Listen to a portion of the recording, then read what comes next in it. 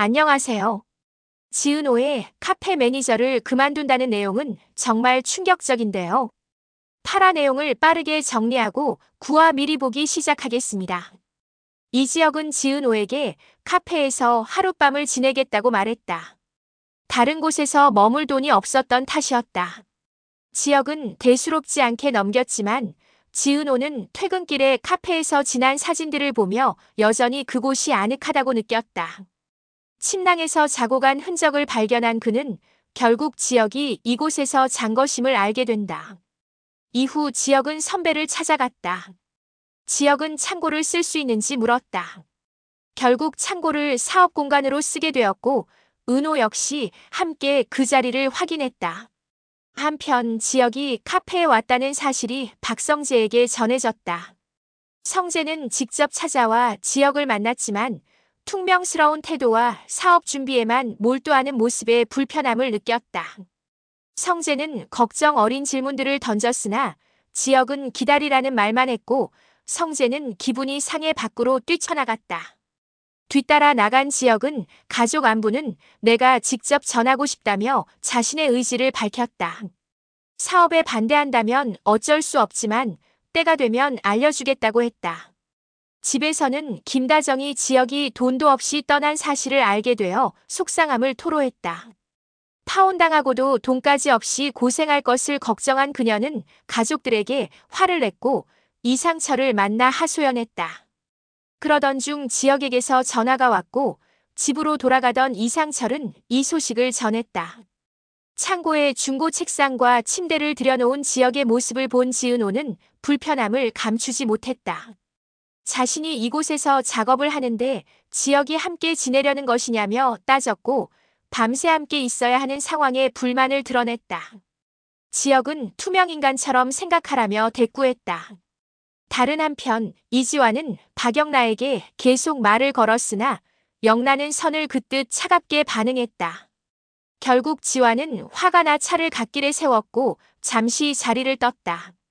그러나 성재 스토커 사건으로 인한 트라우마 때문에 떨고 있는 영나를 본 지화는 다시 돌아와 그녀를 위로했다.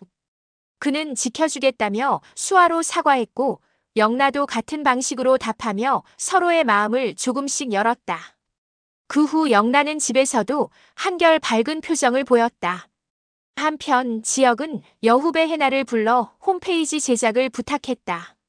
이를 알게 된 지은호와 오수정은 그녀를 붙잡고 진행 상황을 물었다. 오수정은 추진력이 좋다고 평가했지만 지은호는 허세라며 곧 실패할 것이라 비꼬았다. 지혁은 김재훈 선배와 투자 이야기를 나누고 변호사에게 서류 검토까지 받으며 사업을 본격적으로 준비했다. 그러나 창고는 무덥고 답답했다. 환기를 위해 문을 열어두자 지은호는 자신의 작업 공간이 노출되는 것이 불편하다며 문을 닫았다. 두 사람은 사소한 갈등을 이어갔다. 수빈은 결혼업체와 상담을 진행했고 수빈의 채널 구독자 수는 계속 상승했다. 박성재의 얼굴을 모자이크 처리했음에도 불구하고 사람들의 호기심이 자극된 덕분이었다. 회사 사람들까지 모두 성재로 알고 있었고 난처해진 성재는 수빈을 만나 대책을 논의했다. 2번만 더 출연하고 이후에는 더 강하게 모자이크 처리하기로 했다. 한편 이상철은 생활비를 알바로 충당하겠다고 했으나 김다정은 그냥 공부에만 집중하라며 만류했다. 그러던 어느 날 카페에서 지혁과 성재가 다시 마주쳤다. 하지만 성재의 방문 목적은 지혁이 아닌 지은호와 오수정이었다. 그들과 함께 게임을 하기로 했던 것이었다. 지은호는 카페 휴일에 인테리어 정리를 하려 했지만 지혁이 창고에 창문을 달고 있는 모습을 보고 불쾌했다. 결국 참지 못하고 매니저 일을 그만두겠다고 선언했다. 카페의 문이 거칠게 열리던 순간 모든 사람들의 시선이 동시에 돌아갔습니다. 지은호의 동생은 숨이 차올라 헐떡이며 안으로 뛰어들어왔고 그 뒤를 따라 무거운 발걸음과 함께 사채업자들이 밀려들어왔습니다. 공기는 순식간에 살벌하게 굳어버렸고 손님들은 놀라서 자리에서 일어나 뒷문 쪽으로 몰려갔습니다. 지은호는 동생의 얼굴이 겁에 질려 하얗게 질린 것을 보자 순간적으로 몸을 날렸습니다. 단번에 앞에서 비웃던 남자의 가슴팍을 날려차버리며 탁 하고 묵직한 소리를 냈습니다. 그 순간 주변의 공기도 멈춘 듯 했는데 사채업자들은 오히려 비웃으며 더 많은 사람들을 앞으로 내밀었습니다. 지은호는 몸을 돌려 두 번째 상대의 손목을 잡아 비틀며 탁 소리를 내며 제압했지만 숫자가 너무 많았습니다. 순식간에 둘러싸이는 형국이 되자 위험한 순간 낮고 단호한 목소리가 공간을 울렸습니다. 그만해라. 이 지역이 카페 안으로 들어선 것입니다. 어둑한 불빛 아래 그의 실루엣은 묵직하게 다가왔고 지은호는 본능적으로 안도하는 자신을 느꼈습니다. 지역은 말없이 앞으로 걸어 나오더니 가장 앞에서 비웃던 사람의 복부에 주먹을 꽂아 넣었습니다. 거대한 소리와 함께 상대가 나가떨어지자 공기는 단숨에 뒤집혔습니다. 지역은 주저함이 없었습니다. 상대의 팔을 꺾고 어깨를 넘기며 바닥에 쓰러뜨렸고 순식간에 상황은 역전되었습니다. 지은호와 지역은 서로의 움직임에 자연스레 호흡을 맞추듯 싸웠습니다. 오래전부터 합을 맞춘 동료처럼 몸의 방향이 겹쳐지고 시선이 교차했습니다. 마지막 남자가 비명을 흘리며 바닥에 나가떨어졌을 때 모두는 멍하니 그 둘을 바라볼 수밖에 없었습니다. 동생은 의자에 주저앉아 떨리는 숨을 내쉬었고 지은호는 천천히 숨을 고르며 지역을 바라봤습니다. 순간 혼란스러운 감정이 밀려왔습니다. 눈앞의 남자가 자신을 지켜주는 듯한 든든한 모습이었고 그 눈빛이 알 수 없는 불을 켜놓은 듯 흔들렸습니다. 그러나 곧 마음을 다잡으며 차갑게 말했습니다. 나한테 3가지 약속을 지켜줘. 아는 척하지 말기, 인사하지 말기, 말 걸지 말기. 이 3가지는 꼭 지켜줘. 지역은 당황했지만 묵묵히 고개를 끄덕였습니다. 이후 그는 그 약속을 철저히 지켰습니다. 그러나 지은호는 시간이 지날수록 오히려 그 공백이 신경 쓰였습니다. 말없이 옆에 있는 지역이 눈빛 하나로 마음을 흔들고 있었습니다. 사채업자들과 맞서던 그 순간의 강렬한 모습이 떠오르면 부정하려 해도 자꾸만 심장이 두근거렸습니다. 지은호는 더 카페에서 작업을 하고 싶어서 계속 이것저것 이유를 만들어 같이 있으라 했습니다. 시간이 지날수록 지은호의 규칙은 하나둘 무너졌습니다. 처음엔 3가지, 곧 2가지, 마침내 단 1가지로 줄어들었습니다. 그리고 그마저도 지역의 따뜻한 시선 앞에서는 힘을 잃어갔습니다.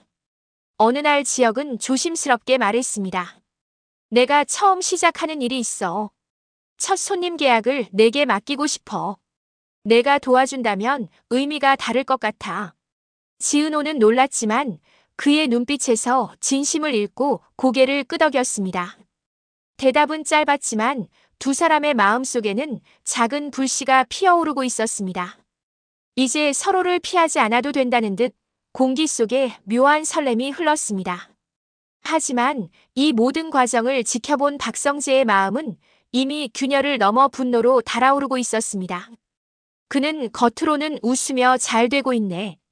라고 말했지만 속에서는 불길이 치솟고 있었습니다. 오랫동안 친구라 생각했던 지역이 이제는 자신이 좋아하던 후배와 가까워지고 있었다는 사실이 견딜 수 없었습니다. 성재는 술잔을 기울이며 혼잣말했습니다. 내가 뭔데 언제부터 내가 이렇게 주인공이 됐지? 늘 내가 앞서갔는데 왜 이제 내가 모든 걸 가져가는 거야? 그의 눈빛은 흔들림 없는 증오로 바뀌어 갔습니다. 결국 성재는 결심했습니다.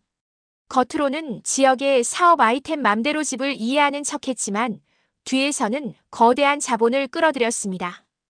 똑같은 아이템을 훨씬 화려하고 대규모로 베껴서 만들려는 것이었습니다. 내가 뭐든 하려거든 난 더 크게, 더 빨리, 더 확실하게 가져갈 거다. 그리고 내가 가장 아끼는 사람도 결국 내 옆으로 오게 될 거야. 분노에 찬 그의 속삭임은 싸늘했고 이미 결심은 굳어져 있었습니다. 지역은 아직 그 사실을 알지 못한 채 희망에 차 있었고 지은호는 조금씩 무너져가는 자신의 마음을 감추지 못하고 있었습니다. 그러나 그 어두운 그림자가 조용히 다가오고 있다는 것을 아무도 눈치채지 못한 채 밤은 깊어져 가고 있었습니다. 아침부터 카페 앞은 평소와 다르게 사람들의 발걸음이 분주했습니다. 작은 동네 신문에 실린 한 장의 기사가 조용히 파문을 일으키고 있었기 때문이었는데요. 제목은 이랬습니다. 신개념 주거 플랫폼, 곧 대규모 론칭. 지역은 그 기사를 보는 순간 얼굴빛이 굳어졌습니다. 눈으로 글자를 쫓아가던 그는 손끝이 미세하게 떨렸습니다. 낯선 회사 이름이었지만 기사 속 설명은 자신이 몇 달간 준비해온 맘대로 집과 너무도 똑같았던 것입니다. 카페 테이블에 앉아있던 지은호는 기사 위에 드리운 지역의 그림자를 따라 눈길을 옮기더니 직감적으로 중얼거렸습니다. 혹시 박성재 선배가? 지역은 대답하지 못했습니다. 하지만 마음 깊은 곳에서는 이미 답을 알고 있었습니다. 오랜 친구였고 누구보다 의지가 되던 존재라 믿었는데 그 그림자가 이제 가장 큰 적이 되어버린 듯 했습니다. 그 시각 성재는 고급 사무실 한쪽에서 와인을 들고 있었습니다. 창밖을 내다보던 그는 비서에게 짧게 물었습니다. 준비는 다 됐나? 비서는 고개를 숙이며 답했습니다. 네, 곧 언론 공개까지 마무리됩니다. 성재는 피식 웃으며 혼잣말을 이어갔습니다. 지영, 넌 아직 준비가 덜 됐어. 내가 뭘 꾸미든 난 더 크고 더 빨리, 더 화려하게 보여줄 거다. 그의 눈빛은 질투와 승부욕, 그리고 은밀한 집착이 얽혀 있었습니다. 시간이 흘러 늦은 밤, 카페 안은 손님이 모두 빠져나가 고요해졌습니다. 창문 너머로 가로등 불빛만이 희미하게 스며들고 지은호는 뒷정리를 하며 홀로 분주했습니다. 그때 창고 쪽에서 종이 넘기는 소리가 들렸습니다. 들어가 보니 지역이 책상 위에 도면을 펼쳐놓고 있었습니다. 조명 아래 그의 손등에는 굳은 살과 작은 물집이 선명히 드러나 있었고 펜을 쥔 손가락이 하얗게 질려 있었습니다. 지은호는 잠시 망설이다가 다가가 작은 연고통을 꺼내 들었습니다. 이거 발라요. 자꾸 쓰면 덧나니까. 지역은 놀란 듯 고개를 들었고 그녀는 이미 그의 손을 잡아 조심스레 연고를 바르고 있었습니다. 말은 짧았지만 손끝에 전해지는 따뜻한 온기가 두 사람 사이에 묘한 떨림을 만들었습니다. 지역은 순간 숨을 고르며 낮게 물었습니다. 나 이렇게 다가가도 되는 거지? 지은호는 눈을 피하지 않았습니다. 오히려 천천히 고개를 끄덕이며 대답했습니다. 앞으로는 규칙 같은 거 필요 없어. 그냥 자연스럽게 하자. 그 말에 지역은 짧게 웃었지만 그 웃음은 오랜 시간 눌러온 감정을 풀어내는 듯 묵직했습니다. 말없이 시선이 마주한 채 두 사람 사이의 공기는 전보다 훨씬 가까워졌습니다. 이 순간에도 멀지 않은 곳에서 성재는 술잔을 비우며 어딘가에 전화를 걸고 있었습니다. 계약만 뺏어오면 돼. 지역이란 놈이 뭘 시작하려는지 난 이미 다 알아. 그리고 그는 잠시 말을 멈췄다가 낮게 속삭였습니다. 지은호, 넌 결국 내 곁으로 오게 될 거야. 그의 목소리는 낮았지만 그 안에 담긴 집착은 서늘했고 조용히 다가올 폭풍을 예고하고 있었습니다.